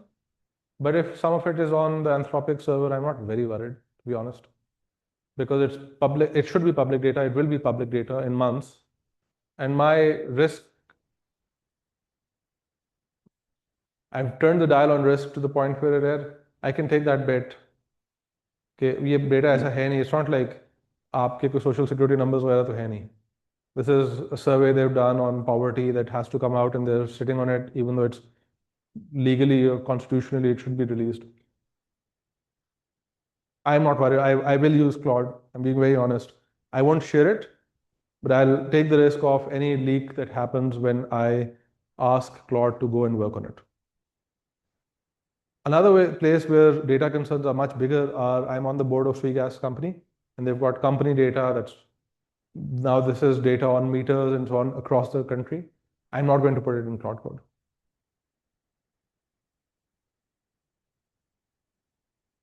So मैं ये बता रहा हूँ. So आपका क्योंकि so first of all ये भी याद रखें कि these are big Silicon Valley companies. The track record of big Silicon Valley companies on safety and security is decent. It's not great. Everything gets leaked, but it's decent in the sense that it's not like you can see my data and I can see your data very easily.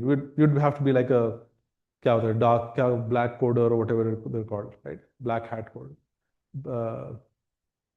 So इतना तो मैं पहले ही risk लेता हूँ ना. अगर मैं anything that I'm happy to put on email, I'm happy to put in my Claude, because that's my risk assessment. कि Gmail से भी तो leak होगा ना, तो इससे हो जाएगा. मेरे anything that I have on Dropbox, anything I have on Drive, this is a marginal extra risk compared to that. I'll come.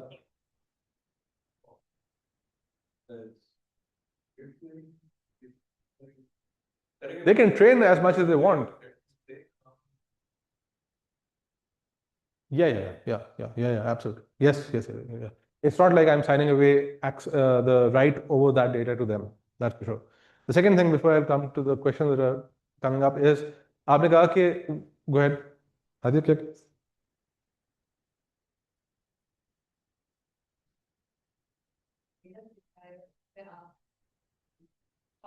Sure. Yeah, you should set that up. I never give anyone permission to train on anything on mine. That's just a default. No, but अच्छा, that's a good. So the second thing is कि आपने पूछा कि will it mess my computer up? So there are two answers to that. The first is that Claude Code, when you open it in this directory, will only work in this directory. So any mistake it makes will be only to the files within that directory. So that's one way to reduce risk, or to at least create a perimeter around that risk. The second is that you start and it will always ask you before it does anything. Can I delete this? Can I do this? Can I do that? Permissions. The first 2 or 3 months of using it, I made it ask me before every single thing. And I could see, I'm going to do this. Is it okay? Yes. I'm going to do this. And after a few weeks and months, I figured I'm doing yes to everything all the time. And then I went to settings and I said, dangerously skip permissions. It's called dangerously skip permissions. But actually, nearly everyone is dangerously skipping permissions now. And I've been doing it for months without any danger manifesting. It does manifest in the way that there were 2 slides here that I wanted that didn't show up. But as long as I'm working within a narrow enough frame, it's not going to mess up stuff outside. I'm willing to tolerate that risk in exchange for all the दूध की नहरें जो बहाता है फिर, right? Other questions here before? There was some people. Okay. So this does that. I'm going to skip some of this, and there's 1 or 2 things that I want to get to. Yes. So within Claude Code, there are things that you don't get on your browser. First is called a claude.md file. OpenAI has a more poetic version of this. It's called soul.md or agent.md, which is more prosaic. It says, this is my constitution for you. You must follow this constitution when you are doing anything from. It gives it auto-load instruction that says the first thing it always reads is claude.md. At claude.md nests. So I've got a claude.md for Ali Hasnain, and I've got a claude.md for Ali Hasnain's Google Drive, and a claude.md for Ali Hasnain's Google Drive for teaching, and Ali Hasnain's Google Drive for research, and so on and so forth. And I can be more specific there. So for example, my teaching one will say, ensure that I'm sticking to the academic text closely. I'm giving them examples from Pakistan. I'm a teacher at LUMS, and so my examples have to be tailored to quality of student. My consulting one would say, I don't know what it, my research one would say, let's say, ensure that, for example, I'm using APA or MLA.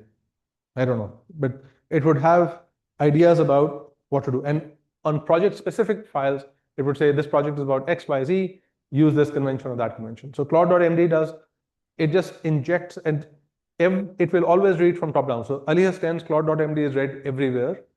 Ali Hasnain's Google Drive is read by every Google Drive project. Ali Hasnain's teaching is read by all of my classes. And then the class-specific one. So this is the initial injection of do's and don'ts before the conversation starts. Now, compared to your browser, this is a more conscious and engineered way to use AI. It's more careful. It's also hard. Claude.md kaun banayega? So there's a tool for that. It's called init. You just run init, initialize, and in it will create a claude.md. You should read your claude.md. Your MD is just like a text file. It's markdown file. So if you haven't worked with .md files, it's like .txt files, which I'm sure most of you have studied, have worked with. It will have a different extension, so it might not open directly. It'll open in VS Code easily. It'll open on other stuff.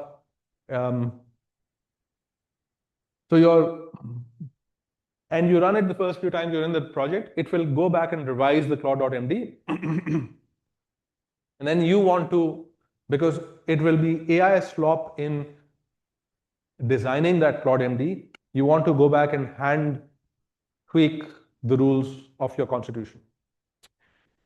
The second thing that you'll do is called a skill. I don't know if there are skills in your desktop. I have a word for it, but I'm not going to use a four-letter word for the desktop apps. Sounds like app.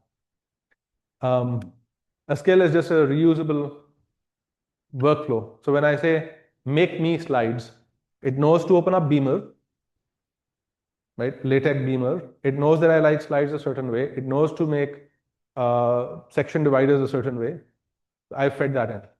And MCP is simply a plugin that lets Claude talk to other stuff. So I've plugged in Google, and in the morning I can say inbox.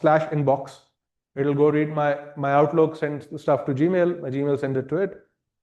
I don't know of a good Outlook plugin. So I set my LUMS email to go to Gmail. Claude reads all of my emails and says, क्या करना है? And Hadia sent something, I'm not going to reply to. ठीक है, आगे बताओ. These are plugins. I've got GitHub. I've got GitHub is just version control. I've got Gmail. I've got plugins for basically any point I find a tool where the ClickUp is a project manager like Slack. Those things all have plugins. This is a plugin. And so I'll just ask it, what type of plugin do you need? Go make that. Playwright is a very cool plugin. It's a very cool MCP. It gives Claude access to a browser. So you can say, like, मेरे घर में solar लगा हुआ है. मैंने उसको कहा कि अच्छा सोलर वो कोई चाइनीज बड़ी वियर्ड सी गंदी सी वेबसाइट है. मैंने कहा ये चाहिए, इसका पासवर्ड है, जाओ और इसे डेटा लेकर आओ. वो गया, उसने खोला, उसमें एक हफ्ते का है. मैंने कहा keep clicking back and dumping the data and do that over and over. Right? Because it's got control over browser, it can go and do stuff for me. It can also look at stuff. Right? You need it to look at stuff. So you take screenshots and show it. Yeah, Abhi, for example, I didn't have time to do this. I would have screenshotted here and said, ये क्या गंद है? इसको निकालो यहाँ से. Right? या ये देखो तुमने numbering जो है इसके करीब है. So just take a screenshot, dump it in. It knows it will do much better than if you just said stuff is overlapping, because it will see. In fact, there are studies that show that screenshots of words are often understood better than words themselves. Because I suppose because just like humans, they see it all as one thing. So Claude.md is your constitution. Skills are things that you do repeatedly in the same way you basically make automatic. MCPs are plugging Claude into other stuff. Hooks are when something happens, run this event. So one of the problems with Claude is that it is probabilistic, and you sometimes need it to be more specific. So for example, you want it to commit to Git after every X. You'll set a hook. I'm not going to explain hooks more. There's also a loop. A loop is just, it'll go back every day at 5 p.m. and do chutti time or whatever, right? So these are things that you can get into. I have a website that I made. I just told Claude to make a website for my students that has a Claude explanation, whatever. I'm happy to point you to it, but the best thing that you can do is understand the big structure of how to proceed.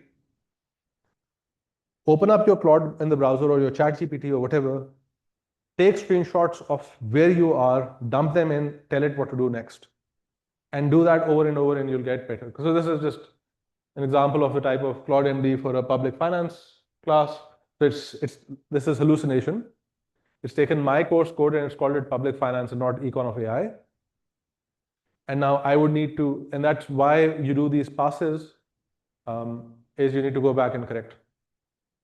I was working on something, I guess, FBR related on another window. It hallucinated, took that up. Skills I've talked about. Ji, bataएं. I was wondering why This is like the goldfish example. So I was doing something on FBR in a related window and in the same folder, and it didn't know how to take the correct example. Always take small deliberate steps. The rate of feedback, you do a little thing, it does something back. The rate of feedback is your speed limit. Never take on a task that's too big. And this is huge, right? You will generate more text than you know what to do with. And so make sure that you're doing it in small chunks. One thing that I told you that I'll come back to this, my attention span is terrible. And I found कि मैं रोज जाकर नई conversation start कर देता हूँ. Claude की memory है नहीं. मैं कहता हूँ अच्छा मुझे समझाओ कि मैंने अपनी what is the thing? I think when I started मेरा Google Drive बहुत ही disorganized था. फिर अच्छा मुझे बताओ इसको organize कैसे करना है. मैं करता था 2-3 घंटे काम किया, कोई distract हो गया, class में चला गया, कुछ और कर दिया. At 5 p.m. or 6 p.m. or 7 p.m. whenever I was getting done, I wouldn't be done with the conversation. I'd just close my computer and go home. Next day I'd come back and say, अच्छा, I'd have some vague ideas. My prompt would be slightly better. I'd say, बताओ कैसे organize करना है. It would start again, all over again, because it didn't have memory. So then I created a skill. I created 3 skills. One I call Bismillah, BISM. It used to be start. Allah miya yaad aa gaya मैंने कहा Bismillah. And what Bismillah does is it says, it asks me 3 questions. What is this about? What will you consider success today in this session? What is done going to look like today? How much time will you give it? And then it commits and it stores that in value, and then I get down to work. What is used to be called end, now it's shukr, alhamdulillah. And it says, okay, go back and read the whole chat, make a summary of what I did, save it. And the third one is called today. Us pe koi zyada deen nahi aaya. Today is just going to go through my inbox, full stuff. It's got a list of projects I'm doing. It knows what my last Claude windows were. And it displays at the start of my day, I say inbox, and then I do today. And it displays at every day I'm starting, it says, here is everything you're doing right now that you left yesterday. And it's making me way more organized in, okay, ये मेरा policy का काम है, ये मेरा administration काम है, ये मेरा teaching काम है, ये मेरा consulting काम है, ये मेरा research काम है, ये मेरा personal काम है. I've got these things now, and I'm able to put more sustained attention into things like creating.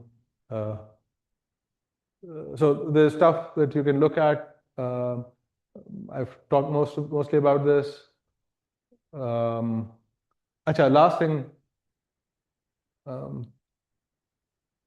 is especially for economists who want to get to the economists, by the way, are at or close to the cutting edge of AI engineering.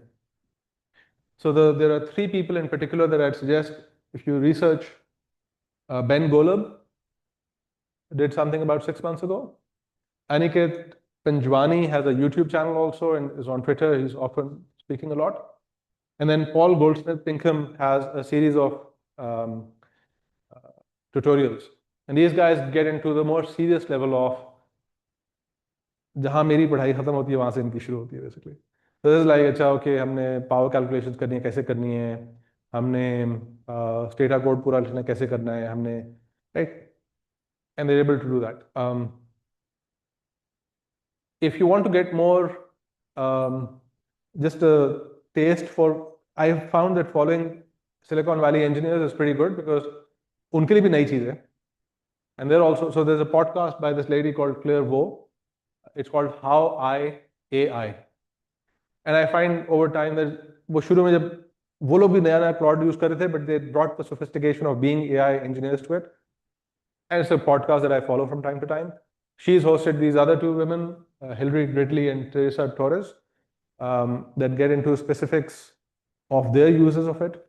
And then there's a business school professor called Ethan Mollick who's written a book about AI already, which is good for thinking conceptually. Once you search YouTube for one Claude video, your timeline will be full of it. And there are lots of other good people out there, but there's a lot of signal to noise ratio problem. Like, बहुत ज़्यादा spam भी होते हैं आप. Andrej Karpathy and Boris Cherny are considered two leaders in thinking about AI engineering that are useful. And there's always more that we can talk about, but I'll stop here. Questions? Anything I didn't cover? A classes, sorry. Let me just make sure that I get to one last thing. Claude is bad at creating memory in itself, but if you go and ask Claude.ai, how do I make my Claude code have better memory, it'll give you some solutions to that.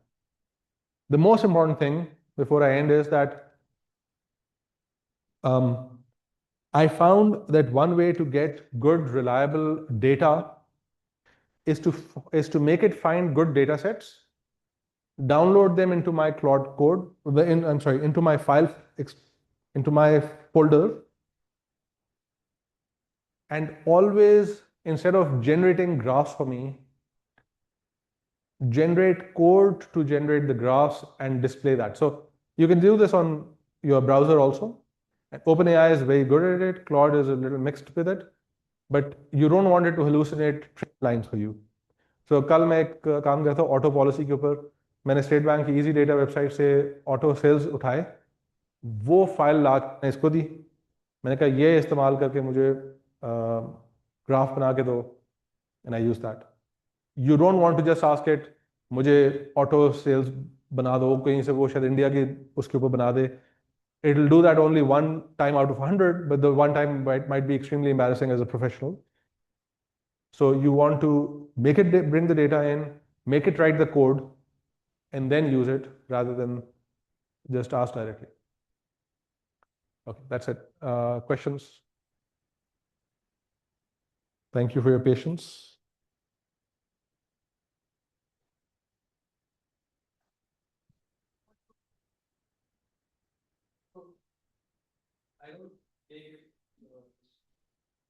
I don't make it start a new session every time. So somewhere in there, I'd said that when you negate, it is able to understand that there is negation, and it will hold that negation in its head. किधर गया?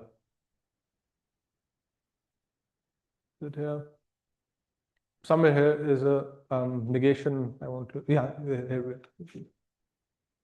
When you say not something, not diabetic and diabetic are encoded distinctly. So early in your session, you can say ये गलत है, इस तरह करो, and it will work fine.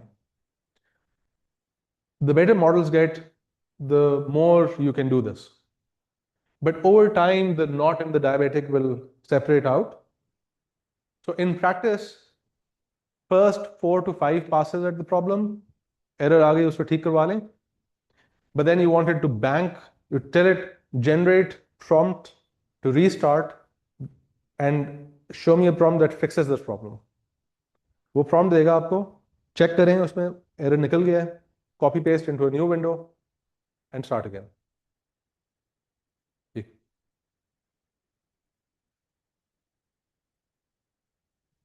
Into the literature ji.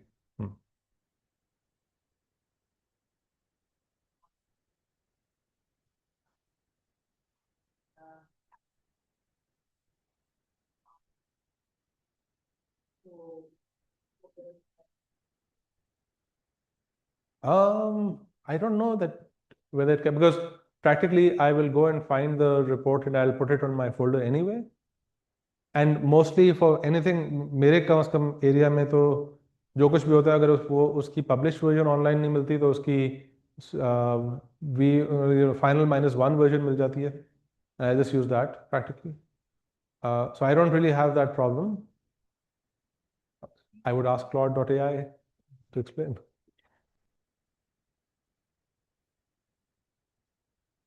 Yeah. So it was about vibe coding. So the concept is कि vibe coding क्या है? I don't know कि क्या करना है, लेकिन मैंने AI से पूछा, AI ने ये बता दिया. And so my problem is I'm a policy. I increasingly see myself as a policy maker without authority. Right? I'm someone who thinks about policy in Pakistan. And so think about all of the different surfaces that you have to touch when you're thinking about policy. इतनी चीजें हैं कि कोई एक expert वहाँ काम नहीं कर सकता. In my gas board, they literally send me a file this thick before every meeting. Meetings can happen twice a week, but certainly will happen at least 3 times a month. And they expect me to know all of it. I'm not going to know all of it. And so I have to figure out heuristics for when I have to pause and say, I'm not going to answer, and when I'm going to just dump it into AI and get the answer and use it. And so I think over time, think of the development problem. Developing countries, for better or worse, have less economists than developed countries. Probably a good thing. But if you believe that it's not a good thing, if you believe that there should be more economists and more economists will get us better answers, I can create and I didn't talk about agents today. Don't worry about it. Actually, I will talk about agents in a second. Let me come back to it. It's actually fun. Lekin, I can say make an economist agent and solve the problem. Now, it will make errors 1% of the time. And the paper is about circumstances in which governments should be okay with farming out analysis, policy analysis to robots. I call it vibe governing. I made it the day Opus came out. I just said, write me a paper, vibe governing. And it did actually a pretty good job. I iterated on it multiple times the way I iterated on these slides, looking for, let me just grab this. So just very quickly, what are agents?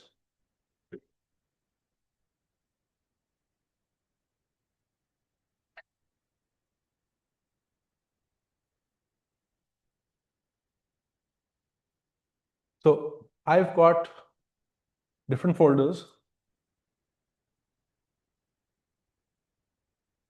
And I am now, here's my parent directory. And here are my subdirectories. And I'm working in the tech file version.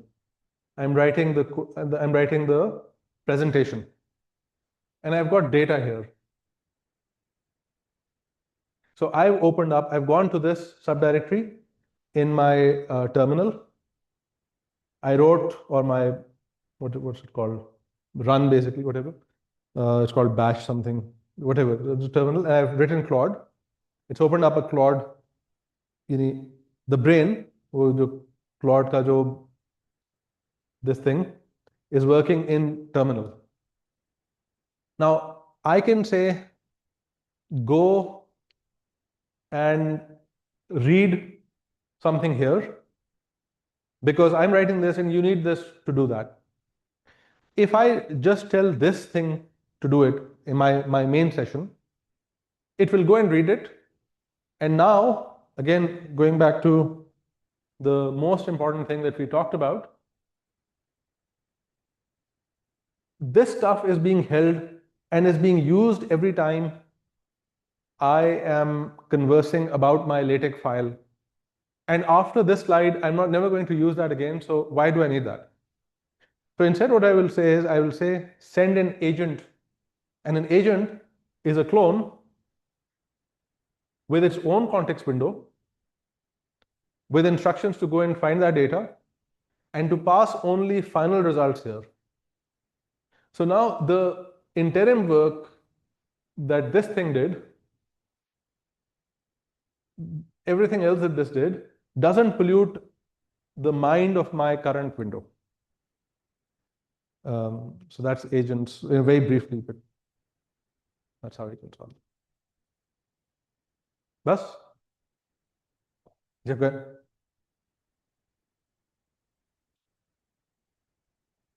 In disclosure?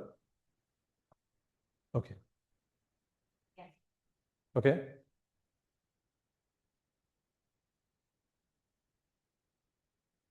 It was away? Yes. Yes.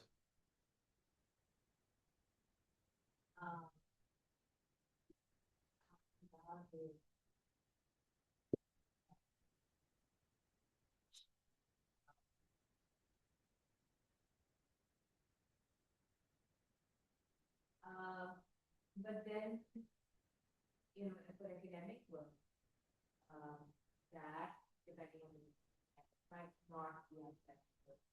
And with the others that are fairly, their journals that are foreign and Mm-hmm. and when they have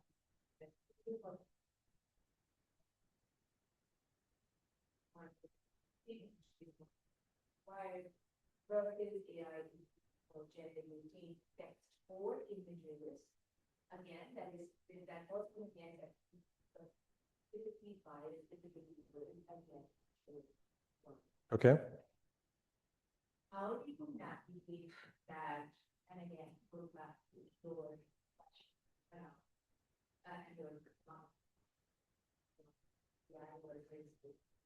Yes. how do you navigate? Is there a specific discipline you're thinking of? Okay. Environmental economics. Okay. Okay. My take on this is that AI is a tool. I don't see it as good or bad. I see it for what it is. It's if I give it these outputs, it gives me that output. Okay. I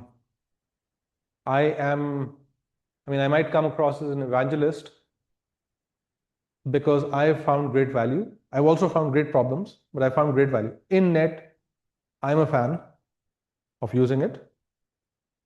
But there are clear problems, like every day I run into problems with it.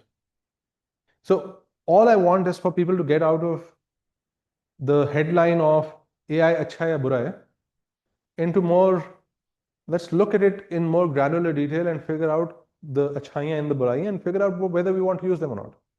So I would much rather, and certainly for my own thing, I don't want people to start with the top line, but rather go into the now. Different communities will reach different answers about this. So there might be people who reject it wholesale. I think it's a mistake, but what do I know? They know better about the community. So I guess the pragmatic suggestion would be first, figure out what your discipline wants. You have to comply in any case. But two, I wouldn't take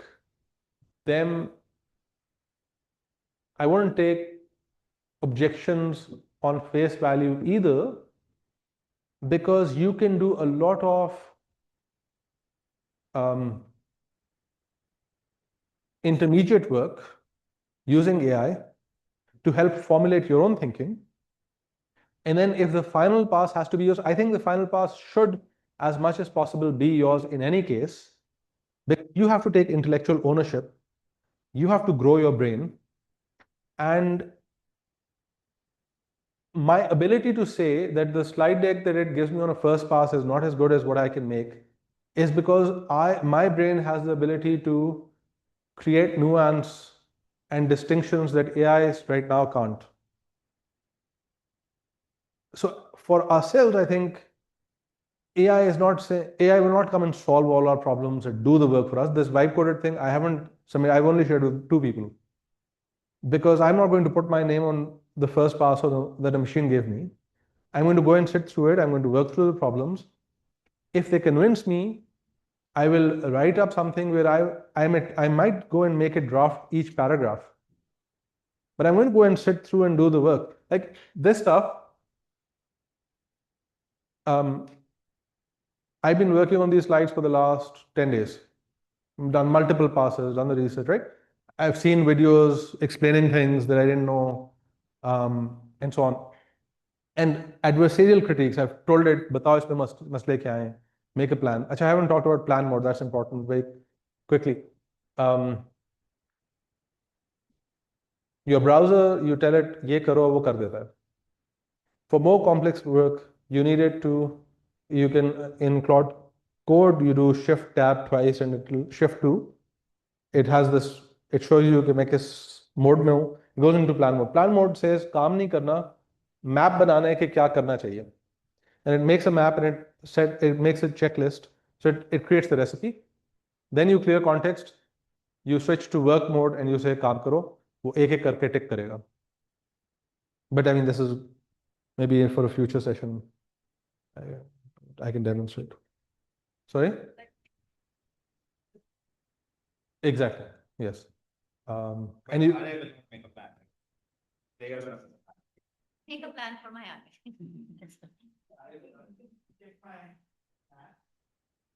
Yes, I found it extremely good. Yes.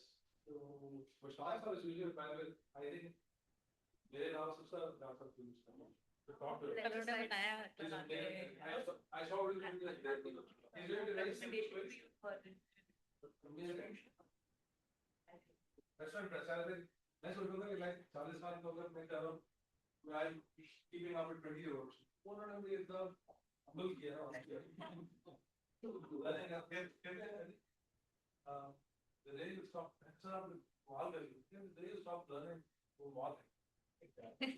Hopefully, I hope now that's the okay. And it's also actually try to do multiple ways to really find shapes like kind of plot that are shaped like what I said, this shape. So what I've done, so I actually by making a model and I had two basic projects to run. So I instructed it, I put it in words and then asked it to do it. It didn't do it for the other. But I can do it. Then what I did was that I scanned my source model. Then I asked the transfer to check for point it out, minus error,